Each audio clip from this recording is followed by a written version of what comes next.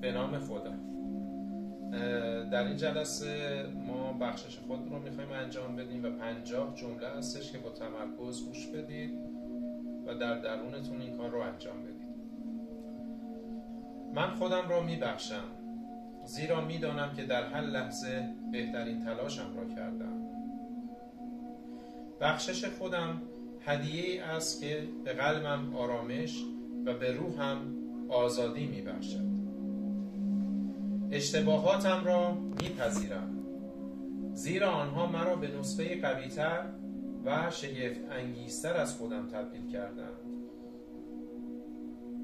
من با عشق به گذشته‌ام نگاه میکنم و آینده‌ای درخشانتر را برای خودم میسازم.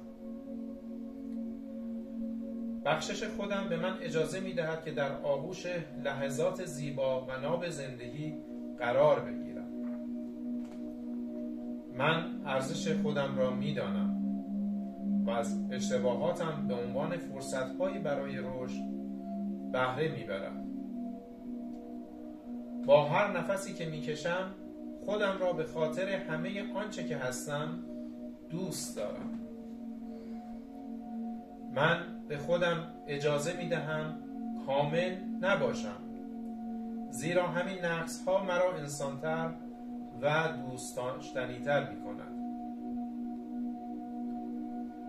هر بار که خودم را میبخشم نور عشق در قلبم روشن‌تر می‌شود. بخشش خودم راهی است برای گفتن تو لایق خوشبختی هستی به روح درونیم. من گذشته را رها می‌کنم، زیرا آینده‌ای پر از شادی و امید در انتظار من است. من خودم را از زنجیر قضاوت‌ها آزاد می‌کنم و با آغوشی باز به خودم عشق می‌ورزم. هر گامی که برمی‌دارم گامی به سوی عشق عمیق‌تر به خودم است. من به خودم یادآوری می‌کنم که هر روز فرصتی تازه برای شروع دوباره است. در دنیایی پر از فرصت‌ها من خودم را انتخاب می‌کنم و می‌بخشم. بخشش خودم قدرتی است که زندگیم را با شادی و آرامش پر می‌کند. من شجاعانه به اشتباهاتم نگاه می‌کنم و با لبخند خودم را در آغوش می‌گیرم. من باور دارم که عشق به خودم کلید گشودن درهای آرامش است. بخشش خودم نشانه پذیرش و عشق بی قید و شرطی است که به خودم هدیه می‌دهم. من می‌دانم که بهترین راه برای ادامه دادن رها کردن گذشته و شروعی نو است. با بخشش خودم قلبم را برای عشق و شادی بی پایان آماده می کنم. من ارزشمندم، حتی در لحظاتی که احساس ضعف می کنم. بخشش خودم چراغی است که راه‌های جدیدی از موفقیت و شادی را برایم روشن می کند. من از اشتباهاتم یاد می گیرم و با قدرت بیشتری به سوی آینده پیش می روم. هر لحظه که خودم را می بخشم کمی نزدیکتر به آزادی درونی می شوم. من به خودم فرصت می دهم که انسان باشم با همه زیبایی ها و نقص هایم.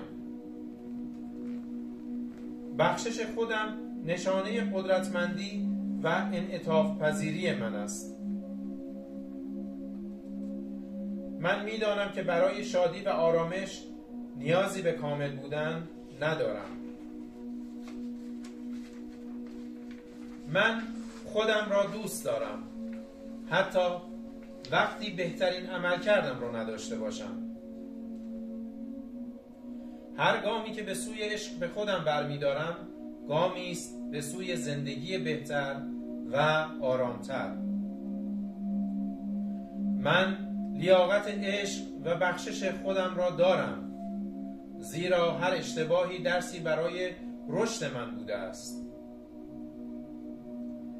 با هر نفس خودم را از قضاوت‌های سنگین آزاد می‌کنم و به آرامش می‌رسم.